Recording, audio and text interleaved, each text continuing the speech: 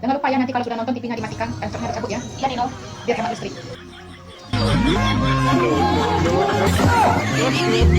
Laptopnya jangan lupa dicabut ya. Saya matikan itu TV-nya Nino. Emang kenapa kalau TV-nya tidak dicabut Nino? Biar hemat listrik. Oh, hemat listrik ya. Nino, bagaimana dengan ngecok kulkas ini Nino? Bertahun-tahun tidak dicabut Nino. Hemat listrik juga Nino. Ayo,